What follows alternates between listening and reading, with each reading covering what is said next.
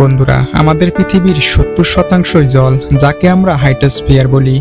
এই হাইড্রোস্ফিয়ারে 5টি মহাসাগর রয়েছে, যার মধ্যে সবচেয়ে বড়টি হলো প্রশান্ত মহাসাগর, দ্বিতীয়টি আটলান্টিক মহাসাগর এবং তৃতীয়টি ভারত মহাসাগর।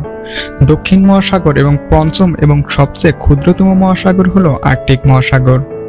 বন্ধুরা, মানুষ বিজ্ঞানের ক্ষেত্রে অনেক বেশি উন্নতি করেছে, কিন্তু আপনি জেনে অবাক হবেন যে এতদা সত্ত্বেও মানুষ এখন পর্যন্ত বিশাল মহাসমুদ্রের মাত্র 20% গভীরভাবে অধ্যয়ন করতে পেরেছে। এই সমুদ্রের বিশাল গভীরতায় এর প্রায় 80% এখনো মানুষের কাছে সম্পূর্ণ অজানা। তার মানে সমুদ্রের গভীরে এমন অনেক রহস্য লুকিয়ে আছে যা আমরা মানুষ এখনো অবগত নই। আর তেমনই একটি আকর্ষণীয় এবং কল্পনাপ্রসূত অংশ হলো ভারত মহাসাগর। বন্ধুরা, প্রশান্ত মহাসাগর এবং আটলান্টিক মহাসাগরের পরে ভারত মহাসাগর পৃথিবীর 5টি মহাসাগরের মধ্যে তৃতীয় বৃহত্তম মহাসাগর, যা পৃথিবীর মোট আয়তনের 7% জুড়ে বিস্তৃত। বন্ধুরা, আপনি জেনে অবাক হবেন যে সমগ্র পৃথিবীর উপরিভাগে বিদ্যমান প্রায় 20% জলের অংশটি ভারত মহাসাগরে বিদ্যমান। এটি পৃথিবীর একমাত্র মহাসাগর যা একটি দেশের নামে নামকরণ করা হয়েছে। বন্ধুরা, সংস্কৃতি গোত্রে একে রত্নাকারও বলা হয়েছে, যার অর্থ রত্ন উৎপাদনকারী সমুদ্র। আমি আপনাকে এটাও বলে রাখি যে হিন্দু শাস্ত্রে এই মহাসাগরটিকে হিন্দু মহাসাগরও বলা হয়। যাই হোক, আপনি নিশ্চয়ই শুনেছেন যে ভারত মহাসাগরকে সর্বকনিষ্ঠ মহাসাগরও বলা হয়, কারণ গবেষকদের মতে এই মহাসাগরের জন্ম পায় 73 কোটি বছর আগে। এই ভারত মহাসাগরের পানি বিশ্বের অন্যান্য মহাসাগরের তুলনায় অনেক বেশি উষ্ণ বলে বিবেচিত হয়। তার মানে ভারত মহাসাগরের জল কখনো কখনো এত গরম হয়ে যায় যে তার তাপমাত্রা 36 ডিগ্রিতে পৌঁছে যায়।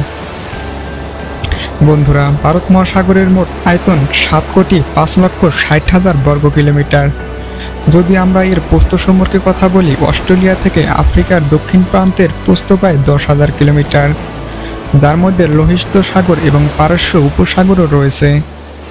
যদি আমরা গভীরতার কথা বলি, ভারত মহাসাগরের গভীরতা 3,890 মিটার এবং সর্বোচ্চ গভীরতা 8,047 মিটার।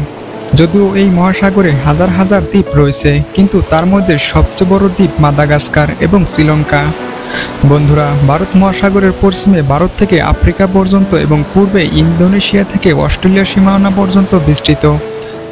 আপনারা জানেন সাগরের পানি প্রবাহ সবসময় একই দিকে থাকে, কিন্তু আপনি জেনে অবাক হবেন যে ভারত মহাসাগরের পানি প্রবাহ বছরে দুবার পরিবর্তিত হয়।